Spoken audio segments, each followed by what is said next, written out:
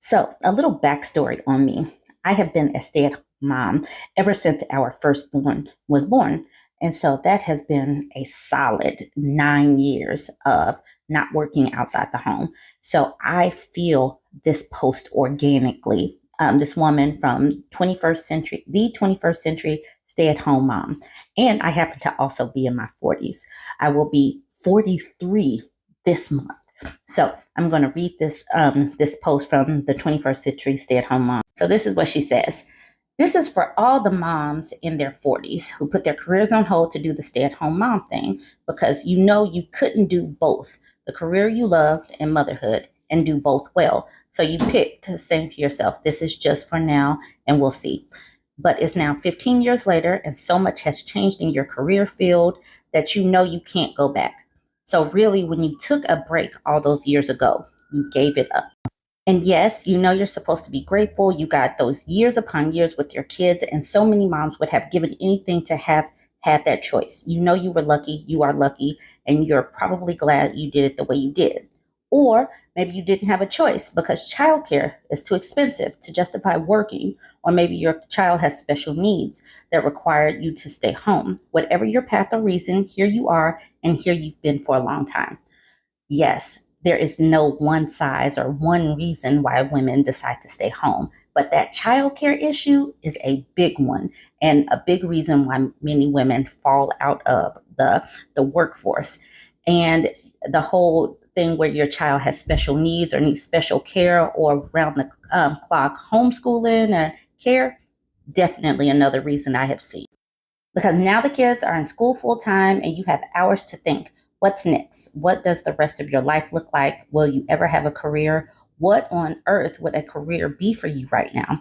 You're the default parent. You've been the default parent since the beginning. So if anyone gets sick or needs to go to the orthodontist or there's a snow day or a half day or parent teacher conferences in the middle of the day, that's on you. It will always be on you. And all of the after school stuff that starts at like 3, that's your job too. The school pickup and the practices, taking this one here and picking that one up from there. Yep, all you.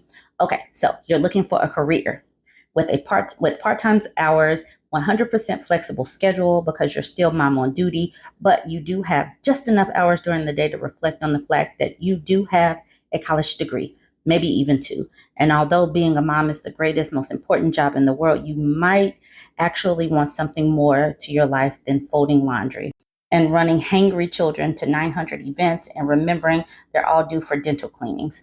Oh my goodness, the whole laundry thing. Laundry just never, ever, ever stops.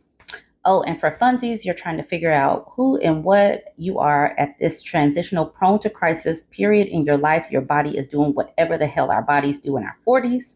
Nothing fits anymore. You're always sweating or freezing. And the grays, yeah, I have a few of those, and the grays, so many grays, but it's okay because body positivity and self worth and self care, you tell yourself all these words and phrases, but what does all that mean? So you look at yourself in the mirror and sometimes don't even know who is looking back at you. What are you going to be when they're all grown up? Who will you be? But for now, you cram yourself into the only pair of jeans you have right now that fit and find a t-shirt on the floor that isn't clean but isn't dirty and will pass for the 4 hours of mom taxiing you're about to do and tell yourself, I'll figure it out another day. Right now, I got to get to this kid's practice. For me, it is workout pants, leggings, leggings, leggings, and tank tops. You will throw your hair into a top knot. Do moms still wear top knots? Yes, moms do still wear top knots. Whatever. This mom does, and off you go. This is for all the moms who identify with this story. I know there are lots of you because you're my neighbors, my sisters, my friends, my colleagues, the moms at school pickup, the moms at church, the moms I see walking their dog at noon, just like me, listening to a podcast, trying to find sense of purpose and a sense of identity again after years of being snack getter and diaper changer. I see you. I am you. You're not alone. So this is the mom, the 21st century stay-at-home mom that wrote this, and she's in her 40s. I'm in my 40s. I identify with this so much.